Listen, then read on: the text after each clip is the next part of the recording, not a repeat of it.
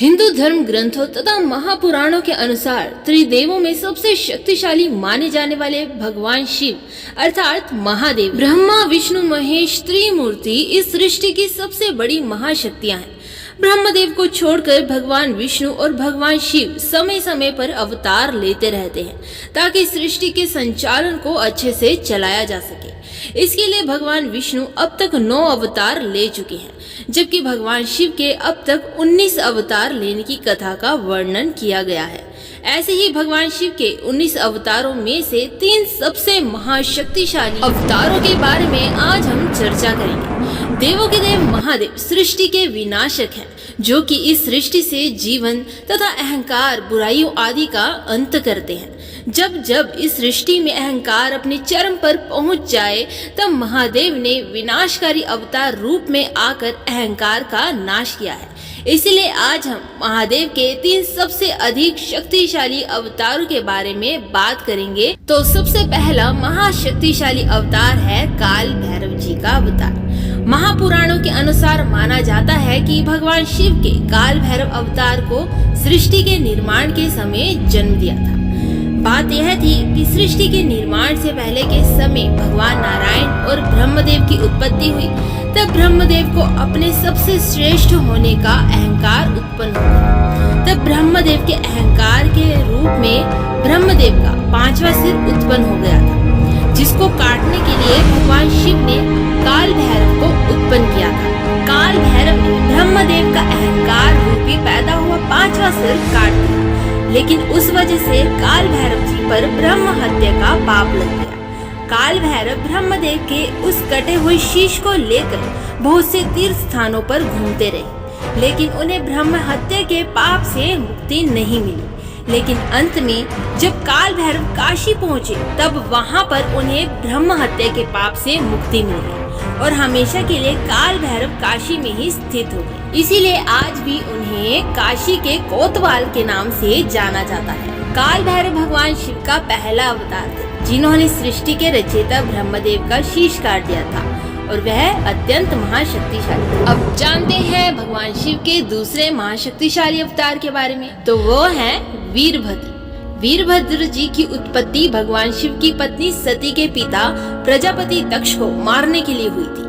प्रजापति दक्ष का अहंकार इतना अधिक बढ़ गया था कि वह भगवान शिव की पत्नी माता सती के मृत्यु का कारण बन गया था। माता सती के मृत्यु से भगवान शिव इतने अधिक आहत हुए कि वह क्रोध में तांडव करने लगे, जिससे यह सृष्टि कांपने लग गई थी। तब तांडव करते हुए महादेव ने अपनी जटा का एक हिस्सा उखाड़कर जमीन पर फेंक दिया, जिससे वीरभद्र जी की उत्पत्ति हुई। महादेव ने वीरभद्र जी को यह स्पष्ट आदेश दिया कि तुम इसी समय प्रजापति दक्ष के राज्य में जाकर उसका अंत कर दो, और जो भी तुम्हारे रास्ते में आए, चाहे वह देवता, दानव या मनुष्य कोई भी हो, उसे भी भस्म कर देना। वीरभद्र, जो कि महादेव की कुंडलिनी शक्ति का प्रतीक था, उसी क्षण प्रस्थान करता है और प्रजापति दक्ष के महल में आकर उनका यज्ञ विध्वंस कर देते हैं। वीरभद्र जी से लड़ने के लिए प्रजापति दक्ष अपनी सेना को आगे कर देते हैं, लेकिन वीरभद्र एक एक करके सबको पराजित करते जाते हैं। इसके पश्चात प्रजापति दक्ष भगवान श्री नारायण से सहायता मांगते हैं और वीरभद्र जी से लड़ने के लिए विनती करते हैं। तब वह श्री नारायण वीरभद्र से लड़ने जाते हैं, और लेकिन एक ऋषि के दिए गए श्राप के कारण वह उनसे हार जाते हैं। कुछ ग्रंथों में यह भी वर्णित है कि भगवान नारायण ने वीरभद्र पर सुदर्शन चक्र से वार किया, तो वीरभद्र ने उनका सुदर्शन चक्र निगल लिया।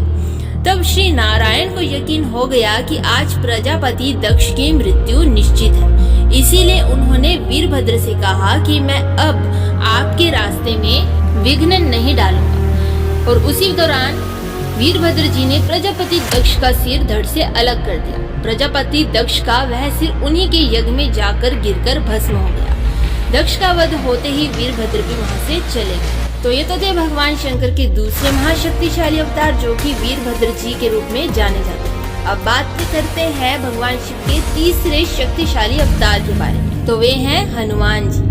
हनुमान जी, जिन्हें हम बजरंगबली, अंजनी पुत्र, पवन पुत्र, संकट मोचन, मारुति आदि के नाम से भी पूजते हैं। बजरंग बली हनुमान जी की शक्ति से हर कोई परिचित है। भगवान शिव ने वानर राज केसरी की पत्नी अंजनी को यह वरदान दिया था कि उनके गर्भ से उनका अंश अवतार जन्म लेगा।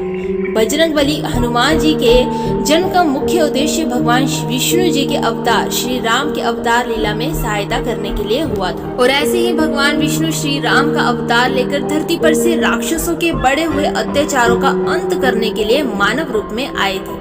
श्री राम की इस लीला में उनका सहयोग करने तथा राक्षसों का नाश करने के लिए भगवान शिव के 11वें रुद्र एक वानर के रूप में अवतरित। बजरंग बली हनुमान जी की शक्तियां असीमित थी, क्योंकि वे अनादि और अनंत महादेव के 11वें रुद्र रूप थे तथा उन्हें हर देवता से वरदान प्राप्त था और ब्रह्मास्त्र भी उनका कुछ नहीं बिगाड़ सकता था। अपने बालपन में ही हनुमान जी ने सूर्य देव को निगल लिया और जिस रावण को वानर राज बाली अपनी काख में दबाकर 6 महीने तक घूमता रहा था, लेकिन वह बाली भी हनुमान जी की शक्ति का 10वां हिस्सा भी संभाल नहीं पाया था। महाबलशाली होने के साथ हनुमान जी बहुत विद्वान थे तथा धर्म और वेदों के ज्ञाता थे।